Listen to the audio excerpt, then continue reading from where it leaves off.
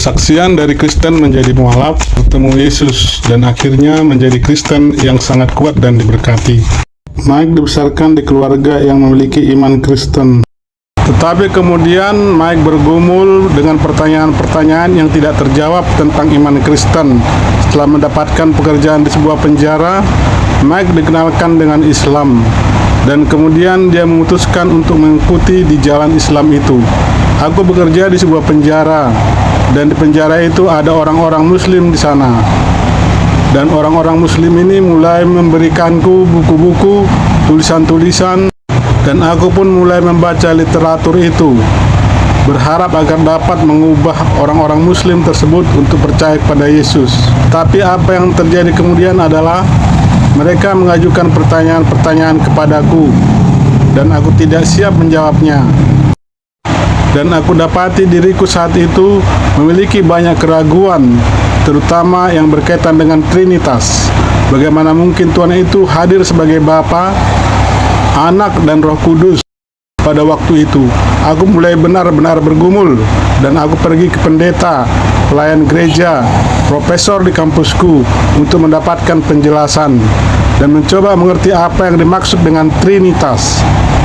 Dan semakin aku mempelajari tentang Islam dan mencoba untuk menalar lewat semuanya ini, aku mendapati diriku mulai percaya bahwa Muhammad mungkin saja ada di dalam Alkitab, dan aku mulai meragukan ketuhanan Yesus, bahwa Yesus adalah Tuhan. Aku mulai percaya bahwa Yesus itu mungkin hanyalah seorang nabi.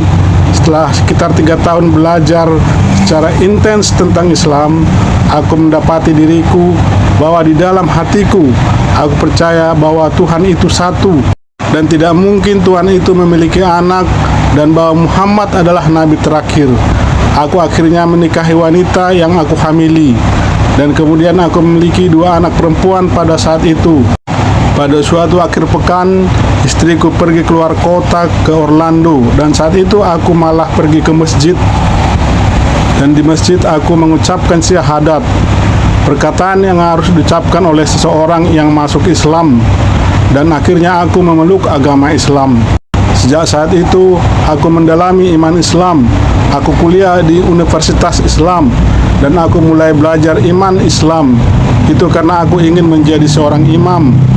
Aku ingin menjadi seorang guru agama Islam, dan aku ingin membawa orang-orang kepada Islam, karena aku percaya Islam adalah iman yang benar. Aku pikir aku harus mengislamkan istriku. Aku membesarkan anak-anakku sebagai Muslim, dan ini bagus menurutku. Yang berikutnya ingin kuislamkan adalah ayahku. Jadi aku mulai mengajukan berbagai pertanyaan pada ayahku mengenai Alkitab, untuk membuatnya mempertanyakan imannya. Dan hal itu menyebabkan terjadi percakapan yang panjang dengan ayahku. Ayahku tidak mau mengalah akan imannya. Dia tidak mau menyerah, dan aku hanya terus mencoba mempertanyakan semua yang aku bisa tanyakan ke ayahku. Aku ingat suatu hari, aku pikir aku sudah menaklukkan ayahku tentang imannya. Aku pikir mungkin ayahku sudah menyerah, dan kalau sudah begitu, aku akan berhasil mengislamkannya. Disitulah aku benar-benar mulai mendalami iman Islam. Aku mulai mencari tahu tentang ajaran hukum-hukum di Islam. Aku mulai mencari tahu tentang ajaran-ajaran Quran secara lebih mendalam. Kemudian aku mulai benar-benar mempertanyakan mengapa Quran tidak memberikan kami sebagai umat Islam sebuah pemahaman yang mendetail tentang apa yang terjadi pada Yesus. Hal ini terus mengganggu dan menggema di pikiranku.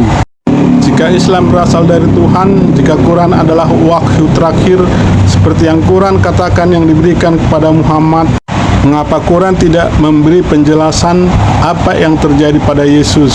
Dan jika Yesus adalah Kristus, atau jika Yesus adalah Al-Masih dalam bahasa Arab yang artinya Mesias, kenapa Quran atau literatur Islam tidak menjelaskan apa yang dimaksud dengan Mesias yang di Alkitab disebut yang diurapi? Dan kemudian aku mulai menggali lebih dalam tentang identitas Yesus di dalam Quran. Aku mulai melihat bahwa Yesus disebut sebagai kalimat Allah, yang artinya merupakan firman Tuhan. Yesus juga disebut sebagai Ruh Allah, artinya Roh Tuhan, dan bahwa Yesus dilahirkan dari seorang perawan. Dan kemudian aku tersadar Tidak satu pun dari karakteristik di atas tersebut diberikan kepada nabi-nabi lain. Apa yang sedang terjadi di sini? Apa yang sebenarnya sedang terjadi? Aku mulai benar-benar berpikir, apa yang sedang aku lakukan ini?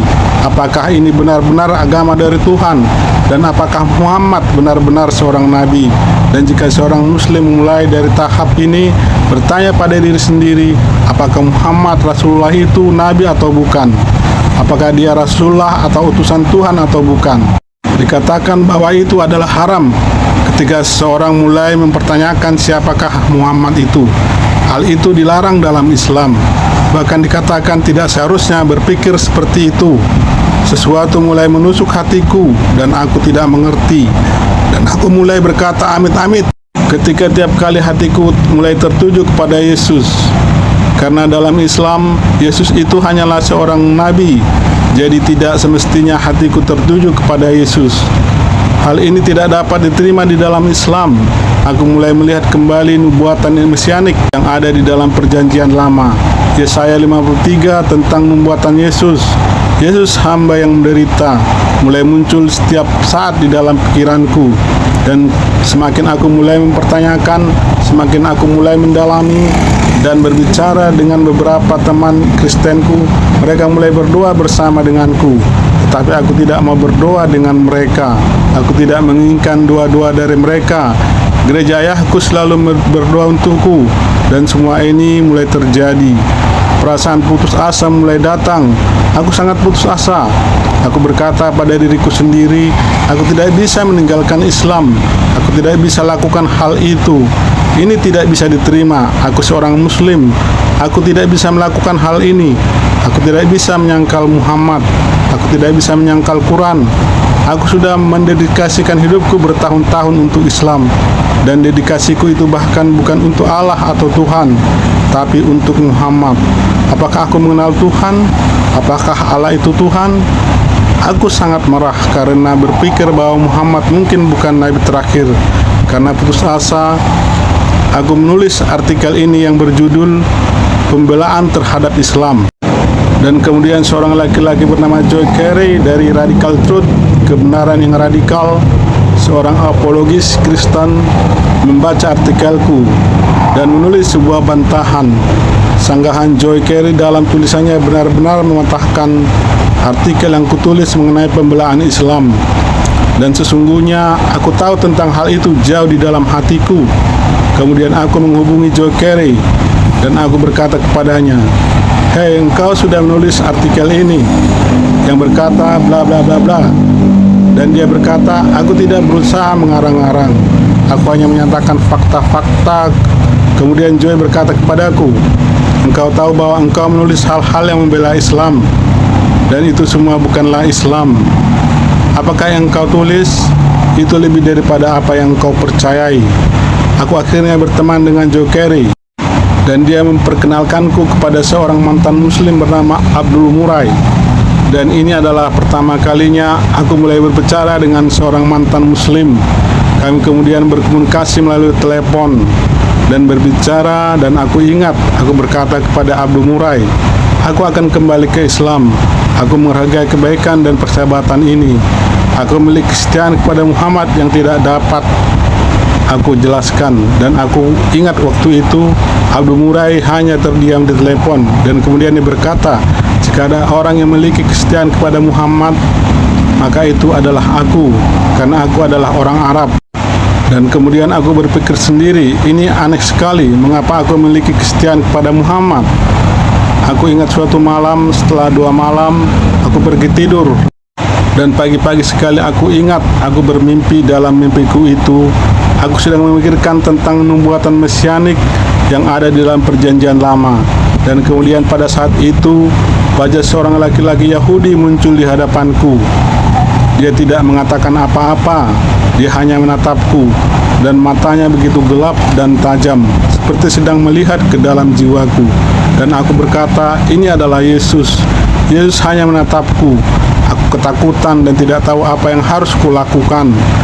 Lalu tiba-tiba darah memenuhi mimpiku, dan darah ini mulai datang entah dari mana. Dan aku mencoba untuk menghindarinya, mencoba untuk lari darinya. darah ini ada di mana-mana. Dan kemudian aku melihat diriku diproyeksikan ke dalam darah itu. Lalu aku terbangun dengan penuh damai dan kasih. Dan aku ingat, aku berkata, itu dari setan, itu dari iblis. Tidak mungkin itu dari Yesus. Itu bukan dari Tuhan. Saat itu aku masih bergumul dengan kenyataan bahwa Yesus adalah Tuhan, bahwa Yesus sungguh Tuhan. Aku pergi bekerja pagi harinya. Pagi itu aku sedang menjalankan program perawatan kecanduan di sebuah penjara. Seorang laki-laki Kristen yang baik bernama Steve Jobs, dia berkata kepadaku, "Brother Mike, Yesus menyuruhku untuk mengatakan kepadamu bahwa Dia mengasihimu." Aku hanya menundukkan kepalaku dan kututup jendela karena aku sedang bekerja. Dan kemudian aku pulang ke rumah dan memberitahukan tentang hal itu kepada ayahku. Dan kemudian aku menghubungi Abdul Murai dan aku bilang kepadanya, "Brother, aku bermimpi dan Yesus menampakkan diri kepadaku." Dan Abdul Murai berkata, "Oh, tunggu, kapan kamu bermimpi itu?" Dan aku berkata kepadanya, "Tadi malam, waktu malam sebelumnya." Dan kemudian dia agak terdiam sebentar, telepon, dan dia berkata, "Puji Tuhan," dia berkata lagi. Aku bertemu dengan Josh McDowell di konferensi apologetik di Orlando, dan aku ceritakan kepadanya tentang kisahmu, bagaimana engkau bergumul untuk menerima Yesus, dan bahwa pikiran dan intelekmu menghalangimu. Dan Abdul Murai berkata kepada Josh, "Mari kita berdoa agar Yesus mendatangi Mike dalam mimpi." Dan aku benar-benar tercengang, tetapi aku tidak sepenuhnya berserah kepada Yesus pada saat itu. Aku masih menganggap diriku sebagai seorang Muslim. Aku benar-benar berantakan, bingung dan tidak menentu. Dan kemudian aku ingat pada bulan Desember 2012, sekitar minggu kedua, ketika itu aku pergi ke gereja yang dulu biasa aku pergi bergereja. Dan pendetanya berkata, "Sekarang waktunya untuk meminta sesuatu kepada Yesus, sesuatu yang istimewa." Aku ingat saat itu aku berdoa, dan dengan bergurau dalam pikiranku, aku berkata, "Beri aku damai sejahtera dan kasih sayang yang melampaui segala akal pikiran, seperti yang Engkau berikan kepada Paulus. Jika Engkau benar-benar nyata, Yesus, jika Engkau benar-benar real, berikan aku itu." Dan sekitar tanggal 25 Januari atau 23 Januari, aku pulang ke rumah dan menyerahkan hidupku sepenuhnya kepada Yesus. Aku harus benar-benar memantapkan hatiku dan berjalan dengan iman. Aku berkata, aku menaruh hatiku dan berjalan dengan iman Yesus, dan aku menerima masuk di dalam hatiku. Dan aku percaya bahwa Engkau adalah anak Tuhan, Bapa Surgawi, dan bahwa Engkau telah mati untuk dosa-dosaku, dan aku hanya berjalan dengan iman. Dan kemudian aku ingat, aku hanya bisa menangis, air mataku mengalir, dan aku alami pengampunan Tuhan dan kasih Tuhan, dan rasa hangat mengalir di seluruh tubuhku. Dan sejak saat itu terjadi pada 2013 hingga sekarang.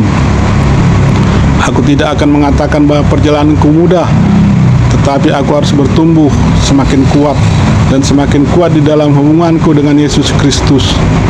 Dan hal ini adalah salah satu perjalananku yang paling diberkati di dalam hidupku sejak aku datang kepada Yesus Kristus. Puji Tuhan.